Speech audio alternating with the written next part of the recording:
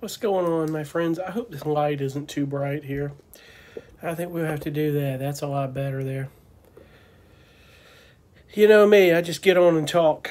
I'm not much for editing video because I don't have a lot of time to do it. And there's nothing wrong with that. I think to me, I think the most important thing about YouTube is it's what you get out of that video and the importance of it more so than how well it's edited. Now, I'm not downplaying the people that edit their videos because there are some amazing YouTube contributors out there that really do a good job with their video. I need to get much better with some things like OBS and doing some other things. But anyway, I want to get on. I want to share something real quick. I mentioned a while back, and I was going to pass on some libraries that I've been writing for, sitting some tracks into a library called Tunedge. It's just one word, but there's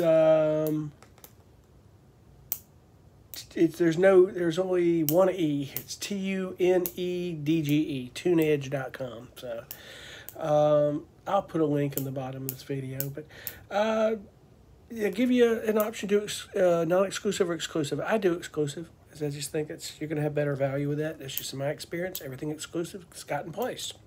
I've gotten, a few non-exclusive ones placed, but in a different realm, not just for the sake of non-exclusive, because those non-exclusive tracks were only in that library, so they may as well be exclusive, and they were in perpetuity in that library. That's with that library Smash Tracks that I've talked about. So that's the only library that I know of, except maybe one library there's 2 tracks in that have gotten no placements at all over the last 3 years, and I'm probably just going to just let those sit there and be done with it. Not add any more music to those guys, and that's the thing. But I just want to talk real quick about Tunedge. They seem like a very cool library to work with. Everything is automated to a point when they approve your track, you'll go in, you'll sign it, and then you'll get a text for everything that you do, which I think is really cool. And then you'll go in, and then you'll tag the track. This is after you upload the mixes that they ask you to do. Now, I've said this, and a lot of you know this, every library is different. They want different alts, different stems, or different mixes. Some do want stems, some don't want stems. It just depends. With these guys, they want, I have to read it off, they want a full version, then they want a 60 and 30 second version of full, then they want a 60 and 30 second of a narrative mix, and then I think, hang on one second, because I need to look again here. Bear with me one second, because I'm fixing to, there's a track they just approved of mine. So let me read this off. You get a main mix full, and then you get a main mix reduced. You get your narrative, which is a narrative underscore mix. Some people call it reduced, some people call it narrative, some people call it underscore. I have a publisher that you have to name it narrative. I have the others that say underscore. These guys say reduced. It's all the same.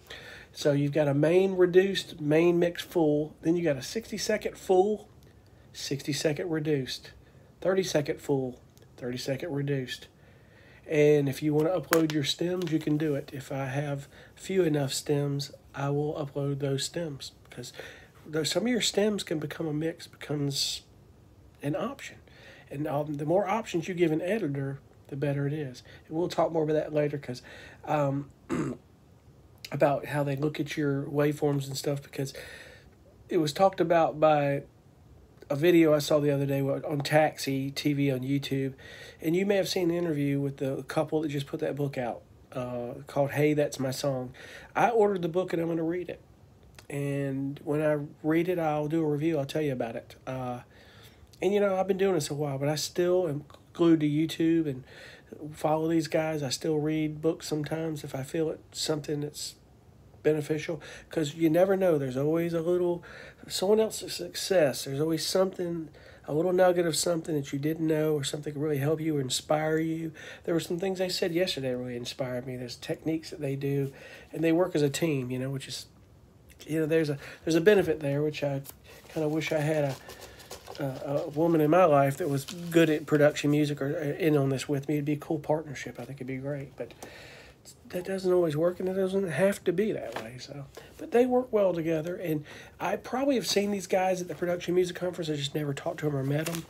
I presume they might be there this year because they said they have attended that conference. They're members of Taxi, but that's not the only thing they do these days. They started out that way, and it seemed to have helped them.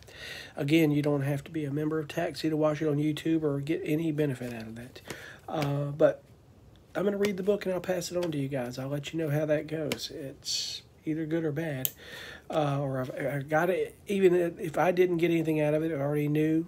That doesn't mean that you wouldn't. So I'll keep you informed on that.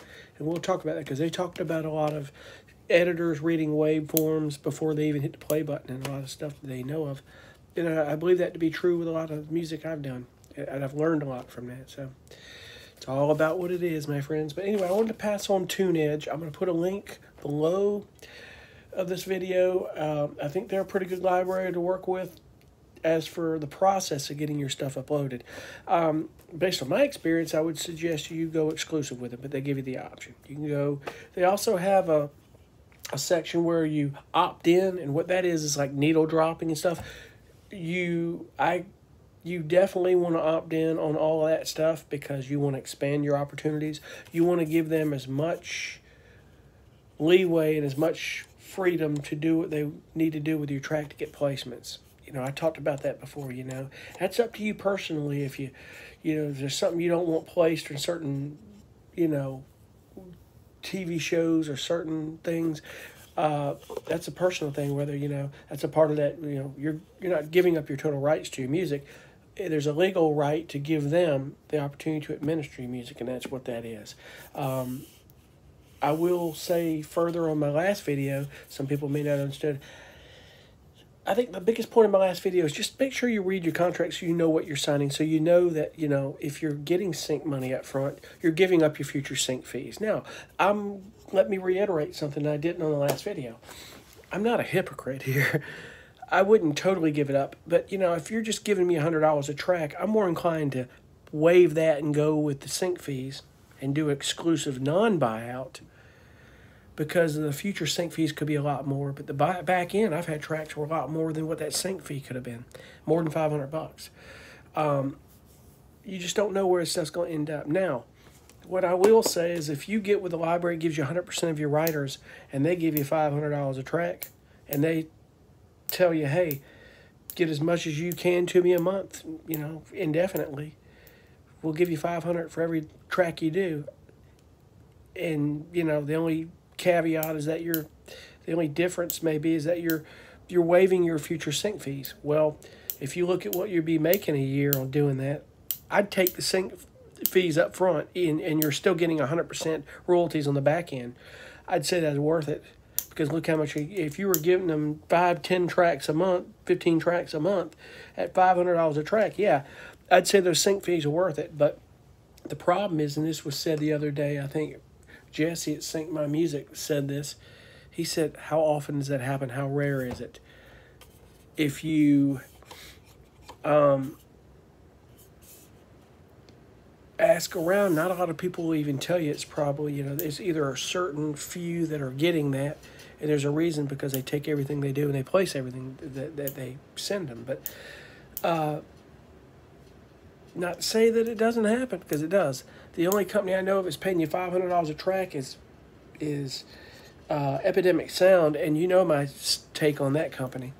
It wouldn't be a bad deal as long as they gave you your back end and let you stay with your PRO, and that's not cool. That's not happening. You're not bullying me, making me leave my PRO, you know, based on, you know, the placements and what's going on right now musically with me in my career. No, I'm not leaving my PRO. No, not with the growth I see. I'm not doing it.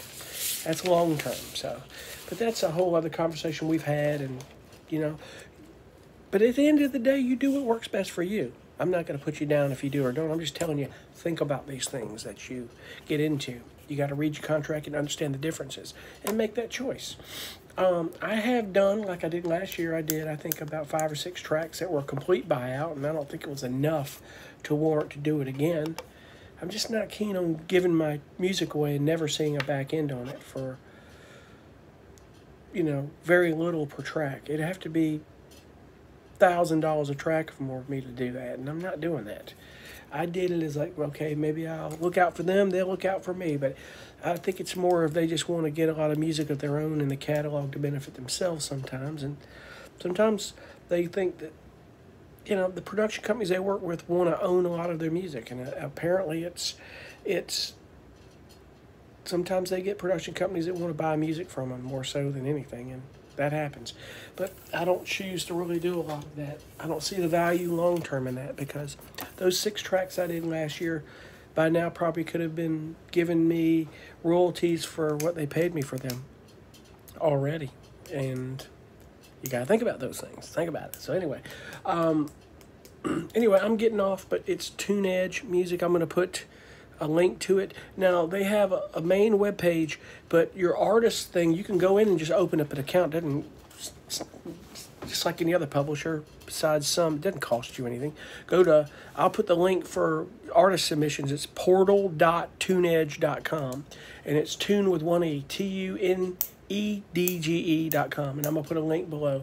That's where you submit the music. But go to their main page and listen to the music, find out if, you know, you're fit for it. I think a lot of music that these guys do, a lot of you are fit for it.